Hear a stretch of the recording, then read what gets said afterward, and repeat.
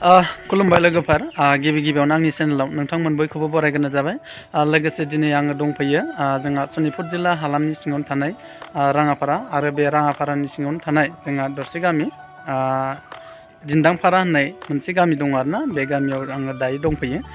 बिथांमोननि जि dear nursery बे dear nursery होननाय जि बिफां फुलिनि जि सेलिं खालामोना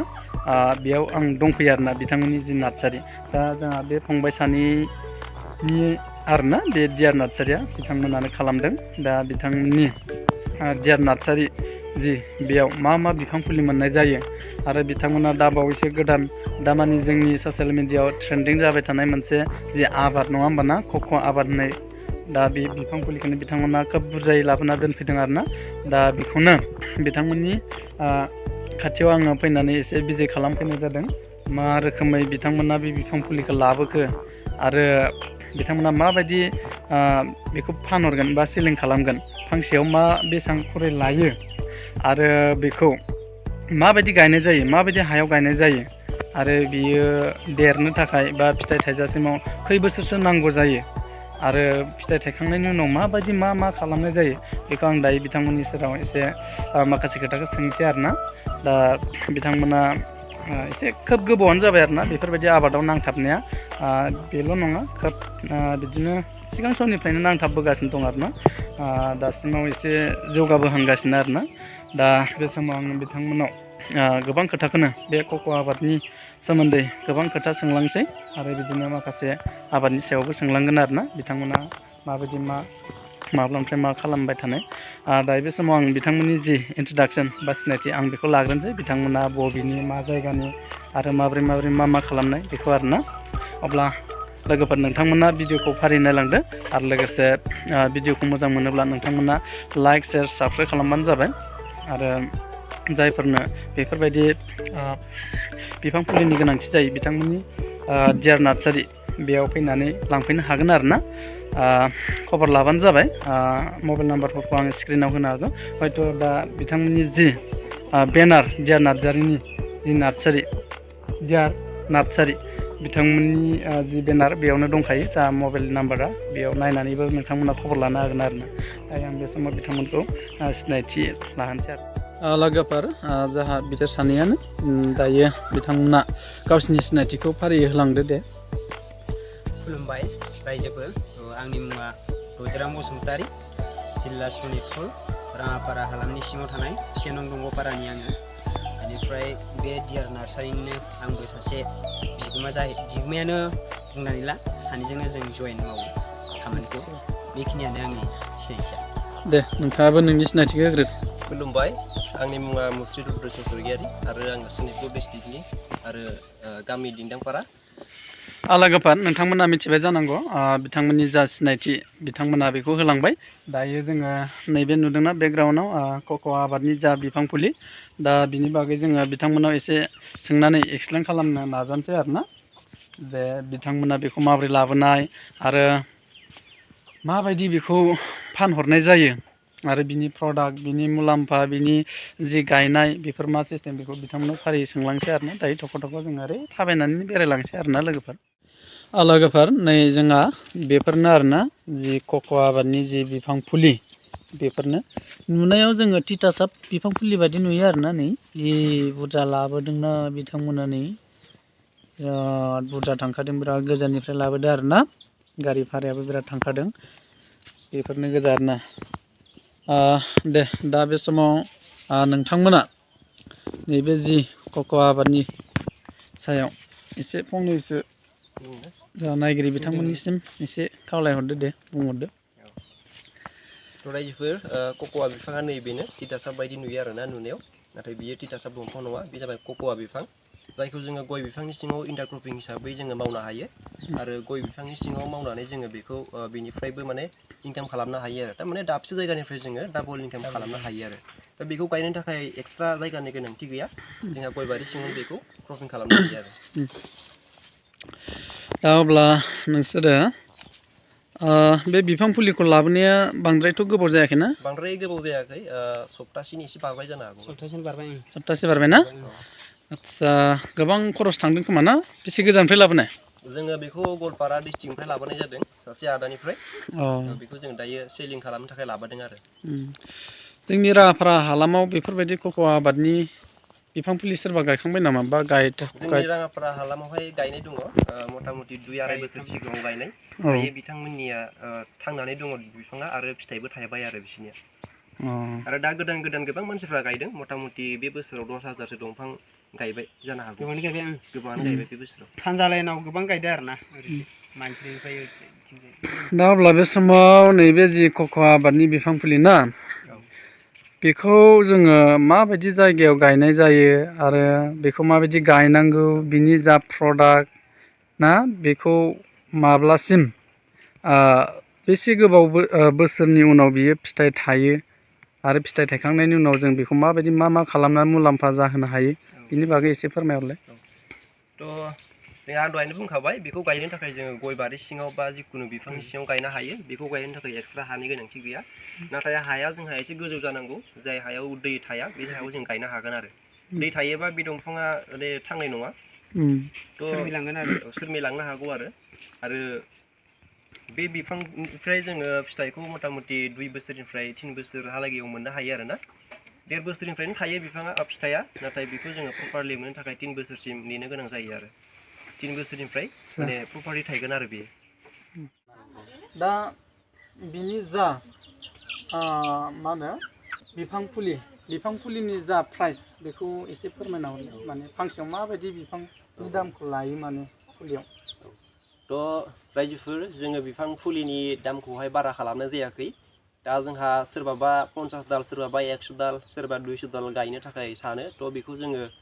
हमना ला अबेबा गवालपारा बा बहाबा चिरांनिफ्राय लायोबाथ' गोबां गारि भारायानो गोबां गोग्लैयो फांसे दंफाङाव एप्रक्स जोंहा 70 to 100 गाहाम गोग्लैहैनो नागिरो फांसे दंफांनि बेसेना बेखायनो जोङो बेवहाय खाथियाव लाबोनानै दोनफैदों रायजोफोरा नांगौबा लांफैनो हागोन जोङो दंफांनि बेसेनखौ बारा खालामनाय जायाखै मात्र जोङो माने 40 राङाव दायो हरगासिनो दं आरो जुदि सोरबाफोर गोजाननिफ्राय फैयोब्ला गारि लानानै जुदि गोबां बिबांनि फुलि लांनो सानोब्ला जों एफा एनैखौ मिलायनानैबो हरगोन आरो खोनाबाय जानांगौ लोगोफोर नोंथांमोना दा नोंथांमोना साननो हागौ आरोना दा कक'आ आबाद नोंथांमोना बेखौ मानो माबा मोनसे गोदान सानबाय थानो हागौ आरोना दा बियो फ्रायानो गोजाम जाबाय माने गुबुन जायगाफ्रावसो बिराद गायबाय दंमोन बेखौ नाथाय जोंनि हालामफ्राव माने इसिबां माने बिनि दोहौआ नांफैयाखैमोन आरोना दा बिथांमोना बेफोरखौ सानै हयै नै दा जोंनि राङापारा हालामाव बेखौ लाबोनायदों आरोना दा बिनि जे प्रडाक्ट बिनि मुलाम्फा बेखौ गायनानै जोंहा माबायदि मुलाम्फा जागोन लाब जागोन ना लस जागोन ना माबा मोनसे बिनि फिथाइया थायोब्ला माबायदि गावखौनो माने मुलाम्फा जानो हागोन बिनि बागै एसे फोरमायना हरलाय रायजोफोर जोंहा कक'आ बिफांखौ गय दंफां सिङाव गायोब्ला बिगासे हायाव मथा मथि जोङो 100 दाल बिफांसिम जोङो गायनो हायो बेयो नोंनि डिस्टेन्स लाखिनायनि सायाव सोनारगोन बेसेबां बुरजा दंफां गायनो हायो होमब्लाबो मथा मथि जों माने 100टा दंफांखौ जोङो बिगासे हायाव गय दंफांनि सिङाव इन्टारक्रपिं हिसाबै खालामनो हायो आरो दा जोङो हमना ला कक'आ बिफांनि फिथाइया जोंहा 1.5 बोसोरनिफ्राय लानानै स्टार्ट जायो 1.5 बोसोरनिफ्राय माने थायनो स्टार्ट जायो आरोना बेनिफ्राय जेब्ला 3 बोसोर गाहाम जागोन अब्ला नोंनि दंफाङा प्रपारलि फिथाइ होगोन बै टाइमाव नोंहा खमसे खम फांसे दंफांनिफ्राय माने इयारलि नोङो 500 थाखा बा 1000से गाहाम नोङो माने इनकाम खालामनो हागोन आरो फांसे दंफांनिफ्राय जोङो जुदि फांसे दंफाङाव जोङो एभारेज जुदि जोङो 500 थाखा हमोब्लाबो इनकामखौ अब्ला जोङो बिगासे हायाव जुदि 100टा गायोबा जोङो बिगासे हानिफ्राय जोङो 50,000 थाखा जोङो बोसोराव इन्टारक्रपिंनिफ्राय जों बोखांनो हायो आरो अब्ला नोंथांमोना गय दंफांनिफ्रायबो मोनबाय लोगोसे कक'आ दंफांनिफ्रायबो नोंहा बोसोरसेयाव बिगासे हानिफ्राय 50,000 थाखा इनकाम जाबाय आरो बेबायदि दा अब्ला नोंथांमोना खोनाबाय जानांगौ लोगोफोर जोंहा जि कक'आ आबादनि जि मुलाम्फा बेयो माबायदि बियो ओरैनो जानला मोनला हायावनो जाखायो दा ना हाया बियो जेरावबो जागोन हमना ला बाला हा गोजा हा बा गोसोम हा जेरावबो जागोन खालि बिनि थाखाय हाया एसे गोजौ नांगौ दै थानाय हायाव जानाय नङा आरो लोगोसे सान्दुं थानाय जायगायाव बियो बांद्राय माने थावरिनो हाया आरो बिनि जिथु बिलाइ गोरलै खिलिगोन ना बे बिलाइ गोरलैया एसे खामसाबनो नागिरो बेखायनो बेखौ नोंथांमोना गय बारि सिङाव नङाबा जिखुनु दंफांनि सिङाव गायोब्ला माने बियो मोजाङै माने सोलिलांगोन आरो दंफाङा जाहा बे बिफां फुलियाथ' इसेबां गोजौ जौखायाना बे इसेबां गोजौ जाया मेक्सिमाम बियो 20 निफ्राय 25 फिटसिम हाइट लागोन बिनि गोजौआव थाङा बियो गय बारि सिङाव गायनायाव जेबो उसुबिदा फैया आरो खोनाबाय जानांगौ लोगोफोर नोंथांमोना लोगोफोर फै होमबा जोङो दायो जि कक' आबादनि बिफां फुलि ना बेखौ जोङो फारि नायलांसै माबायदि जि बुरजा लाबोखादों आरोना बिथांमोना दा ओरै नायलांसै आरो बै भेनिला होननाय बिफां फुलि दं आरोना बेखौबो नोंथांमोननो देखायनोसै आरोना आरो बिनि बागै एसे बिथांमोननि सायाव सोंनानै एक्सप्लेन खालामना होनोसै नोंथांमोननो बे भेनिला होननाय मोनसे बिफां फुलियाबो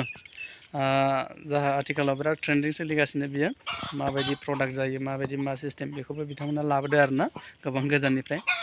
थ' होमबा ओरै जोङो नायहैनोसै ना नोंथांमोनाबो फारियै फैफादो नायफादो जोंजों नै लोगोफोर बेनो आरोना कक'आ चक्लेटआ चक्लेट होननायखाय जानो लुगैलायबाय आंहा लोगोफोर मोनसे खोथा दाहाय जाहा बे बिफांनिनो जा फिथाइ नङा होमबा ना बेखौ जोङो देखायगोन बिथांमोना लाना फैफादों आरोना थाइसे ओरैनो बेनो नै बुरजा लाबोखादों आरोना बिथांमोना नै बुरजाखा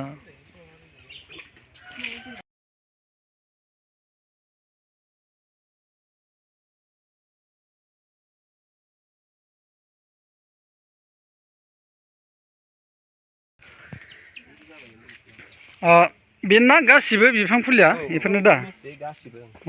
नैबे प्लास्टिकआव माबाफोर दं नामा बेवहाय आङो चन्दन बेगर फसायना दोनदों चन्दन बेगर ना दुमदों आरो ओमफ्राय नै बेफोराव माबाफोर दं नामा बेफोराव चन्दन बेगरखौनो होगोन दा गैथ'वा बैथिं एसे रज'बाय आरो बै जिङाव बैयो ना औ बे फिसा फिसा नै बिथिंबो दङ बिथिंबो दङ गासैयावबो आरोना थाबैनो लांफैदो लोगोफोर थाबैनो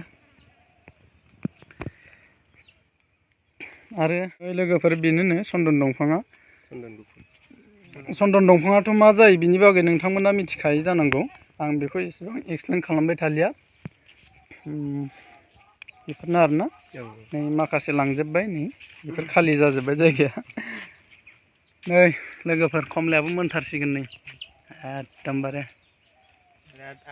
बिराद कमला बिफां मा फिथाइनि बागान दङ नै फार्मबो बानायदों नै लकेल दाउ खोब मोजां जादों लोगोफोर बिथांमोननि जि डियार नार्सारि बेखौ खालामनाया आथिखाल जुगाव साख्रि बाख्रिखौ जोङो आसा खालामबाय थाबा जाला बेफोरबायदि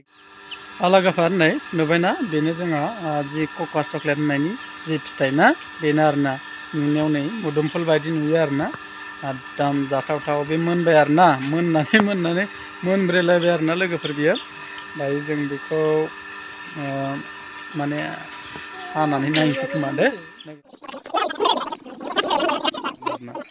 दा लोगोफोर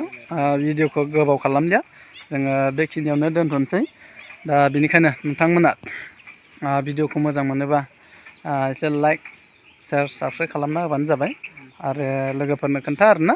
बेफोरबायदि बिफां फुलिनि गोनांथि जायोबा आमुक जायगायाव दङ बेखौ लायनो हागोन होननानै आरोना दा अब्ला लोगोफोर भिडिअखौ जों बेखिनियावनो दोनथ'नोसै अब्ला बाय बाय